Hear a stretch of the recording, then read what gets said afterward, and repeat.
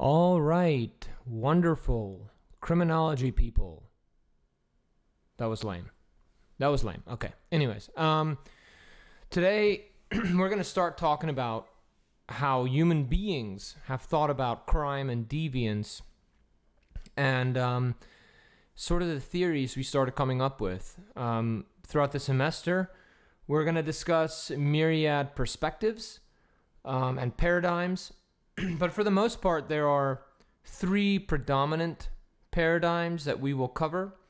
And that is the classical / neoclassical paradigm, the positivistic / deterministic paradigm, and then the law paradigm. The classical / neoclassical perspective believes that people are essentially rational and that people are selfish, meaning we are born animalistic, right? So we are born evil. We want to do selfish things. But as we interact with society over time, we realize it's in our best interest to follow the law. The most selfish thing to do would be to follow the law. So when you go through that thought process, right, there's this element of rationality as well, meaning that I calculate, I weigh options. That's rationality, right? So Jeremy Bentham came up with this concept of the hedonistic calculus, meaning that at all times, human beings are weighing two things. They say, if I'm about to do X, then how much pain is this going to cost me, and how much pleasure will I derive from it, right? Think about, we all know that Big Macs taste good, right? But we all know that Big Macs are so bad for you. Like, there's no reason to ever eat a Big Mac from a health standpoint, right? So sometimes I really get a hankering for a Big Mac. And I sit there and I think, okay, so it's going to be delicious for 3 minutes, right? Depending on how hungry I am, it could only be for 30 seconds. And then you're going to get that cardboard feeling in your stomach afterwards, right? Because for some reason, whenever I eat McDonald's, after 30 minutes, it feels like I also ate the box that the Big Mac came in, okay? So that's a lot of pain. And that pain lasts a lot longer than the good taste of the Big Mac. And then also sometimes if you get to, some McDonald's, right, the person who puts the Big Mac sauce on the Big Mac puts way too much sauce on there, and it drowns out the taste of all the other ingredients, and it just kind of sucks, right? So that's another thing to weigh when I'm deciding, am I actually going to buy this Big Mac, or is it better for me to just make some food at home? Right? And now that I'm in my late 30s, can't believe I'm in my late 30s, right? I find myself more often than not choosing not to go with the Big Mac. Also because Big Macs clog your arteries, and I have a young child. And so as such, I need to do everything in my ability to extend my life, or at least whatever I can control, right? So all of these things I've been talking about involved an element of calculation of cost versus benefits and rationality, right? And so the classical perspective, which is the first perspective we're going to learn about, focuses on, they say people are rational. People are constantly making these decisions about pleasure and pain. And people are inherently selfish because when you are rational, right, or you're making these rational calculations about your own selfish needs. Okay, let's go to the next slide. Thank you. Oh, look how cute that is. I should have had that, like that trippy, pulsating vibe going this whole time, but I didn't, so. All right. So within the neoclassical paradigm, we are going to be discussing three theories, all right? So if you were to think about it, do I have a pen feature here? Yeah. All right. So you have paradigms, and under paradigms are theories, okay? Because not every theory is the same, but they all assume the same things about human behavior, right? So we're going to learn about 3 theories today. We're going to learn about deterrence theory, we're going to learn about rational choice theory, and we're going to learn about my favorite theory of all time, routine activities theory. And all 3 of these theories assume that people are selfish and assume that people are rational, okay? And so when people then decide to commit crime, these are rational decisions that people are making. Okay, let's erase. Alrighty. All right. So we're also going to learn here today, and this is where you need to pay attention. So if you've been zoning out, listen to me now. There's a difference between classical and neoclassical theories, and here's the difference. The difference is scientific verification, okay? What that means is that there's one classical theory we're going to learn about today, and that's deterrence theory. However, starting in the 1970s, people started testing deterrence theory with science, and then it became a neoclassical theory. But when deterrence theory was come up with back in the 1700s by Cesar Beccaria, okay? Sorry, I had to say it like that. He just made it up, okay? He based it in logic and assumptions, but we didn't test whether it actually is the case, right?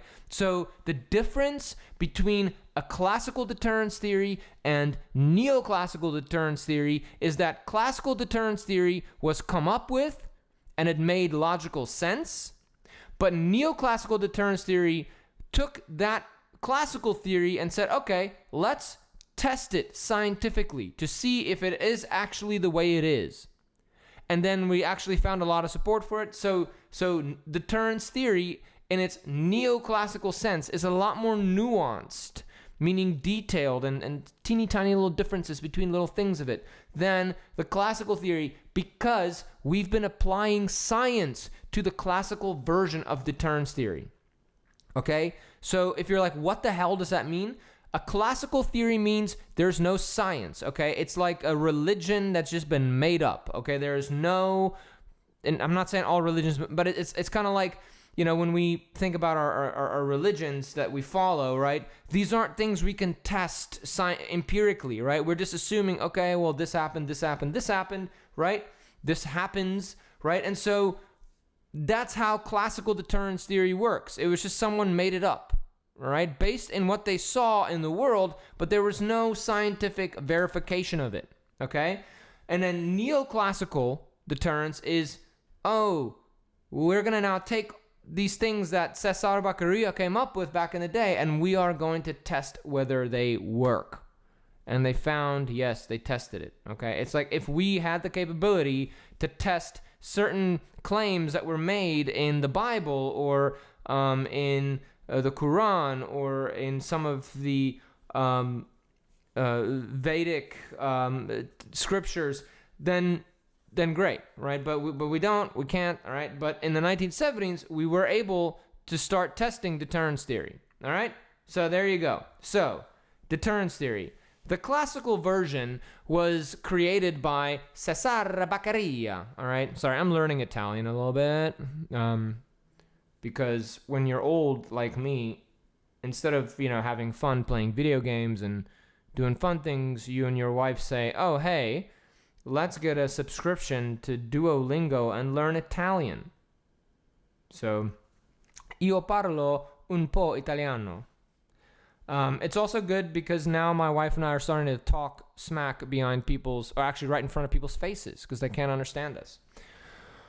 Okay, so anyway, let me explain this all to you. So the Enlightenment movement, if you remember from high school, if you paid attention, which I didn't, but you did, right? In high school, we learned about the Enlightenment Era, and this was like in the 1700s, 1600s, 1800s, that era, okay? It's like when all this expansion started happening, you had all these European sailors and stuff go out to the Americas, and they explored Africa further, and they were able to go around the tip of Africa and start dealing with India without having to deal with the Ottoman Empire, right? And so there was this period where Europeans were getting all these commodities and spices and perspectives and stuff from other civilizations. And there are two important things that came across, and those were chocolate and coffee, right? And so when coffee hit Europe, it sparked so many new ideas, right? Just imagine this, right? Just imagine, like, you drink coffee today, or your Bang Energy or whatever the heck you drink, right? And you're jacked up and you're thinking and you're working on stuff, right? But just imagine if that was never a possibility for you, and then all of a sudden, bam, right? To make matters worse, right, in Europe back then, people didn't, like, drinking water wasn't like here. You couldn't just go get an Aquafina, right? No, like, drinking water was awful, right? So you had to either drink it right from the stream or find somewhere else where it was clean, but you couldn't just drink water out of the tap there, all right? So people were just drinking beer to hydrate, right? Kids, moms, dads, grandparents, everyone was just kind of buzzed the entire time, right? And then coffee shows up, right? And so coffee shows up, and now people are buzzed, but in a different way, right? People are jacked up. People are thinking, people are talking, right? And there are even some people who wrote about coffee being something that cures constipation, right? And so, and there's actual, like, historical documents where these people are writing about, I love coffee, it cured my constipation. All right. But either way, so during this time, all these cafes started opening up, right? Like the hipster Starbuckses and whatever we have now, okay? And so people would sit here at these cafes. They'd spend a very little bit amount of money on coffee, and they would get jacked, and they would be talking about ideas. And in fact, the French Revolution started in a cafe. The American Revolution started in a cafe, and so did deterrence theory. At some point in Italy, there were these people sitting there. They were drinking their coffee, or café, okay? And some dude said to Cesar Beccaria, and said, hey, Cesar, how about you write me a paper and tell me how we can stop crime? And Cesar's like, okay. He's like, sure. And then Cesar spent some time, and he drank more coffee, and he drank more coffee, and he drank more coffee, and he drank more coffee, and then he wrote this paper called Of Crime and Punishment, right? And there he outlined deterrence theory. And he said, the purpose of the state, meaning the police or the law, should not be to react to crime, but it should be to prevent crime. And he said that all people are selfish, all people are irrational, all people are making this hedonistic calculus. And so therefore, the purpose of punishment should be then to make people perceive the cost of crime being more than a benefit you get from it. All right? And he said there are these three components that we need to worry about. And that is, people are deterred from committing crime when they are certain they will get caught. Okay? I remember when I was in high school, I was dating somebody, and my parents did not want me to have them come over to our house when they were not there. But however, so my parents would be like, if we catch you, we're going to ground you for like 3 months. Like, we'll take your car away, we'll take your phone away. And I was like, all right. But the problem was both my parents worked until 6 p.m., okay? And like, my girlfriend and I lived in the same neighborhood. So we rode the same bus from school home. Okay, so our stops were like 2 stops away from each other. So like my parents, so she would just come over to my house, period. Every time, every day after school. And then she'd leave at like 4:30, right? An hour and a half before my parents even started driving home, right? So them telling me, oh, we're going to ground you for 3 months, we're going to take your car away, we're going to take this away, blah, blah, blah, didn't matter because I knew I wasn't going to get caught, right? And think about that. How many times have you done something deviant, something you're not supposed to do, because you're like, there's no way I'm getting caught, right? Maybe thinking about downloading illegal movies or MP3s or whatever, okay? Another aspect is celerity, and that means once you commit a crime, you need to be caught and punished quickly, all right? Just imagine, right? You go, like, let's say me and my wife are arguing, right? And I say something stupid to my wife, and she's just like, okay. And then like 3 weeks later, she just slaps me across the face, right? Not that she does that, but this is an example, all right? Get over it. She smacks me across the face, right? And I'm like, what was that for? She's like, well, 3 weeks ago, you said that I did not put enough salt on the whatever food I made. Okay, well, what? You know what I mean? Like, it's so out of whack, right? If someone does something wrong, you gotta punish them immediately, right? So think about our like court system, right? Where like people are waiting. Like one time I got a ticket, and like my court date was like a year and a half later. How is that punishing me, right? In an effective way, right? And so he said, certainty. Someone has to know if I commit this crime, I'm gonna get caught. Someone has to know that when I get caught, I'm going to be punished quickly. And then the last one is severity, right? You have to punish someone with severely enough so that they're like, I don't want to go through that again, right? But, it cannot be too severe. If you punish somebody too severely, they're going to think the state is a tyrant. So let's think about North Korea, right? So there's these reports coming out of North Korea that if you talk smack about whatever that guy's name is, I don't even like to say his name because I don't like him that much. Also, I don't know what YouTube's going to do to me. So that guy, all right? And so if you say, oh, that guy, his haircut sucks, all right? Then you can be put in prison, and it's like these like labor camps, but not just you. 3 generations after you are punished, right? To me, that seems a tad severe, okay? And so what happens then? People don't see any legitimacy in the punishment that were given to them, right? It turns, the state, turn into a tyrant, and that causes revolt, right? And it's interesting because that's right around the time the French revolted and the Americans revolted, okay? So he said, and so these were all just things based in logic that he came up with, right? So he's like, people will not commit crime if we punish them with certainty, celerity, and severity, right? And he said that there's 2 ways that you can deter people from committing crime. You can deter people through general deterrence or specific deterrence. General deterrence is when you see someone else get punished and you're like, I don't want to go through that, right? And then specific deterrence is when you get punished and you're like, I don't want to go through that again, right? So that's the difference, right? General, you see someone else. Specific, it's you, all right? And then after the Enlightenment era was over, in the late 1800s,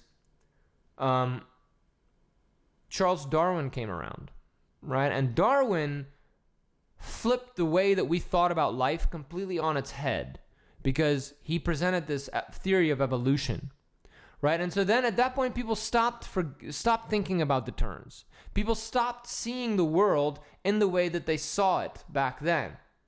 And as such, we forgot about Cesar Becqueria's deterrence theory. However, in the 1960s and 70s, there was this burgeoning movement to sort of think again like in the classical sense. And so at that point, people were like, okay, well, now let's apply the scientific method to deterrence theory, right?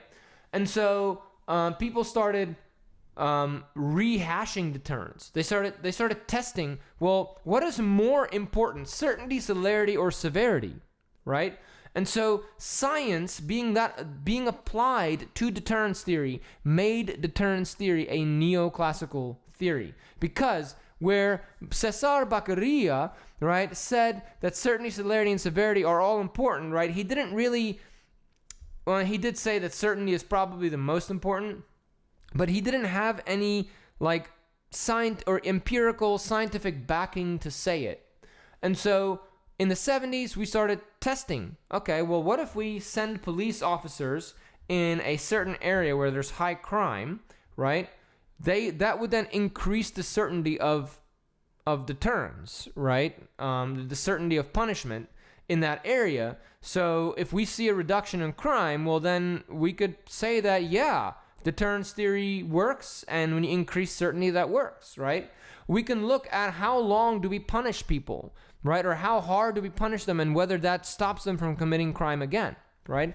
And so what we found out is that certainty is by far the most important aspect of deterrence theory. If someone knows they're going to get caught, they're not going to do it. But if someone is uncertain as to whether they're going to get caught, they're going to start thinking, okay, well, I mean, what is a life sentence if I'm never going to actually get caught, right? And then, so it's certainty, celerity, and then severity. That's the order of importance, right? If I do get caught, if I don't get punished within a general, in the quick enough time after I've committed the crime, it almost seems unfair, right? So so that's what science has showed us, right? Moreover, we've even looked at stuff like residual deterrence, meaning that we found that when it comes to specific deterrence, especially, that if we commit a crime and we get punished for it, right? But then go like 9 years without committing that crime and getting punished for it, we might forget sort of what that punishment felt like, and we might commit that crime again, right? So, for instance, some of you might think of speeding, right? Who here has ever gotten a speeding ticket, right? Well, I get speeding tickets like every 6 years or so because I sort of forget. You know, like I forget. I was like, oh yeah, it was only $90 last time, and then like the last time I got pulled over, it was like $300, and now I'm like watching how fast I drive again, right? But you sort of just don't care about it anymore, and that goes for stuff like severity, and it goes for stuff like certainty, right? Who here has ever done something nefarious, and then you see the cops, and you're like, oh shoot, and you put your stuff away, and you're like, all right.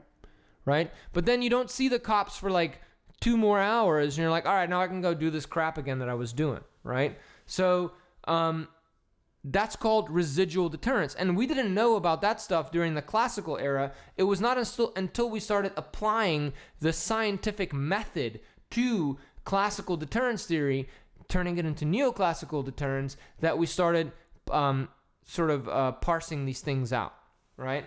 So what are some policies that are based in deterrence? Well, sending someone, to jail or prison for a certain amount of time. Hotspots policing is based in deterrence. Crackdowns, zero tolerance policing is based in deterrence, right? And all those policies work up to a certain point. I'd say probably the most successful policy is hotspots policing. Zero tolerance policing works, but sometimes it can be too severe, and then it can destroy relationships between the police and some of the marginalized communities. And then when it comes to sending someone to jail or prison for committing a crime, it depends on what you do with them while they're in the prison, and it also depends on how long you send them.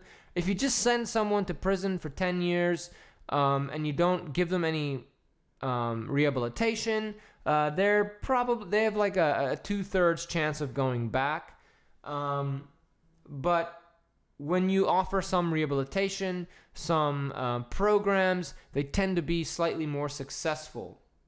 But if you focus just purely on deterrence, we've actually found that increasing prison sentences beyond like 9 to 10 years doesn't actually make someone any more or less deterred. Okay, so it's just like, we don't even need to send people to jail for longer than 9 years, right? So if we want to deter them. Now, if we're mad at them, then whatever, we send them as long as we want. But I don't know if our criminal justice system, if we should be mad at everyone. You know what I mean? Like, I feel like there's some people, we just need to teach them a lesson, and then there's other people, like, we could be mad at, right? So deterrence theory, it explains a lot. You can apply it to any crime. You can apply it to deviance, okay? Deviance, the difference between deviance and crime is that crime is human behavior that is deemed illegal by the law. So it's kind of arbitrary. Deviance is human behavior that is deemed inappropriate by a culture, okay? So not all deviance is crime, and not all crime is deviance, right? For instance, like in some states like Indiana, like smoking marijuana is illegal, right? And like some of us here would be like, why? You know? And so some of us don't even consider it deviance anymore, right? Whereas, in some states, cheating on your boyfriend or girlfriend is not illegal, right? But it's still considered deviance, right? So it's considered inappropriate by that culture, right? Or maybe if I were to come into the university and I start screaming all kinds of obscenities all the time, right? Then that might be seen, it might be deemed as inappropriate, right? But it's not necessarily illegal for me to do that, right? So deterrence applies to both deviance and crime. So it makes it a very versatile and useful theory, but it's an unpopular theory among people because some people don't want to believe that people are inherently selfish, and some people believe that people are not actually rational. And so that's what we're going to continue talking about now. If I can change the slide. All right, so rational choice theory is a theory that is purely neoclassical. It came about around the time that we started testing the validity of classical deterrence.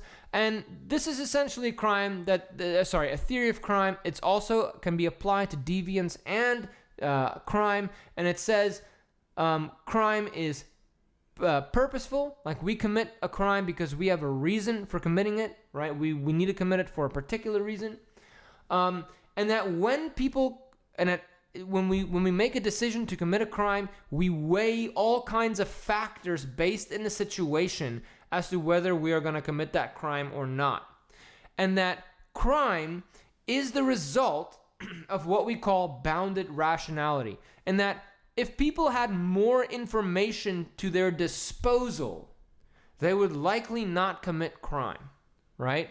So the reason why some people commit crime and other people don't commit crime is that some people have access to more information about a situation than others, and therefore they commit less crime, okay? So who here's ever driven, and then you see those things on the side of the road that show you what your speed is, right? That is based in rational choice theory. It says, hey, we're giving you this information that you're literally breaking the law. You might not be paying attention. You might not have all the information right now, right? We're presenting you with information, right? Or who here has ever seen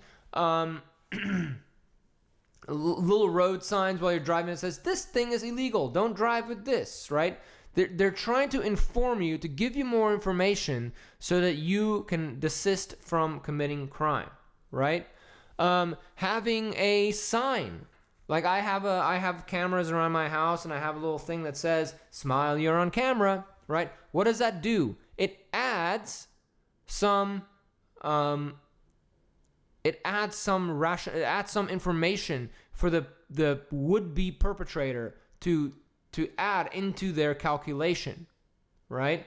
I also had my previous residence, I had a sign that said, don't be afraid of the owner, be afraid of the dog, right? Because I have a massive dog. Now, in all reality, he's a bit of a goof and I'll never hurt anyone, but he's massive. And so some people might be scared off by him, right? In fact, I had some SUNY Oswego students try to play Ding Dong Ditch at my house at 2:30 in the morning, because I have them on camera. And then before they even were able to ring the doorbell, my dog started barking and the guy ran away whimpering.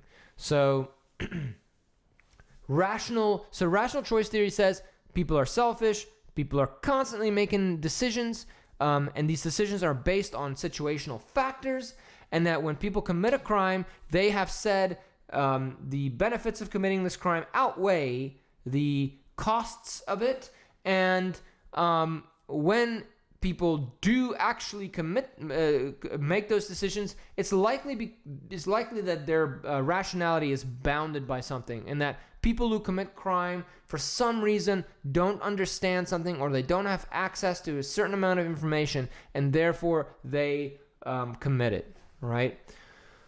So policies based in rational choice theory then are policies or programs that show us that add information to situations, right? So for instance, one way to study this, or one thing to do, is to focus on street lighting, right? There's some studies that show that when you keep street lights on in certain areas during the nighttime, it adds more information to the would-be perpetrator's decision-making calculation, and it usually says, well, people can see me, it's well lit, so therefore I probably should not be committing this crime here. The chances of me getting caught are likely higher now, right? So you can see how rational choice theory is very, very similar to deterrence theory, right? Because they both take the same assumptions, but rational choice theory doesn't worry about certainty, severity, and celerity, and any of that crap. It just focuses on the actual decision that's being made and information that's given to people. All right, and now, my favorite theory. This is it, folks. The triangle of crime, right here, boom. Routine activities theory. A lot of people say another theory we'll learn about later in this year, general theory of crime, was the theory to end all theories. This, my friends, is the theory to end all theories. This is the only theory you need, okay, according to me, all right? A lot of other criminologists will seriously disagree with me, but routine activities theory says, who the hell cares, okay? Routine activities theory says, who the hell cares? It says, people are selfish. People are making rational choices, okay? However, we don't need to know why one person wants to be an offender, or why they became an offender, or why did, Ed Kemper become a freaking serial killer. Who cares? Routine activities theory says, if you have a situation or a location where you have someone who wants to commit a crime, you don't have someone to stop that person from committing a crime, and there is some sort of a victim or a target, you will have crime. All right? So these three ingredients will cause crime, all right? Or facilitate crime, all right? That's it. That's all you need to know. If you have these three things together, you will have a recipe for crime, all right? It doesn't matter whether it's deviance or whether it's crime. It doesn't matter if it's something like smoking pot, or whether it is something like murdering someone, or whether it's some hacker trying to hack somebody, or some freaking white-collar criminal trying to screw people over, or somebody trying to rob someone else. If you have these three ingredients together, you are gonna have crime. Okay? So why do I like this theory so much? Number one, it is straightforward and it is simple. Okay? Number two, it offers so much in terms of policy and programs, right? I mean, you don't just have to talk to the police about this, right? Individual people can take charge. Individual targets can make it more difficult for them to get targeted. We can do things to increase capable guardians, right? We don't have to worry about the offender. We can just worry about ourselves, right? So it creates more, it leaves room for more creative policy options. Now, some policy options that do exist, like for instance, locking your car doors, right? Not letting your GPS or whatever cool things you have, like let's say you have an expensive snowboard, right? And it's snowboarding season, like leaving your snowboard in your car that's parked outside. Not a great idea, because now you're making that a suitable target. But bringing that snowboard inside where no one can see that it even exists, right? No longer a suitable target. When the police drive around hotspot areas, right, they are becoming a capable guardian, someone to stop that crime from happening, right? So it doesn't matter what motivates an offender. It is just, do you have these three things together? Now, the cool thing is that this applies to all crime and all situations at any point in time. And what we found is that when we look at it, let's say this is a city right here. Let's say this is New York City, okay? We find that 65% of crime occurs in 5% of locations, of geographic locations, meaning most of the crime occurs only in a small amount of areas. While routine activities theory is the best theory to explain this. Routine activities theory says, well, yeah, that's because 5% of the city's locations allow these three things to come together.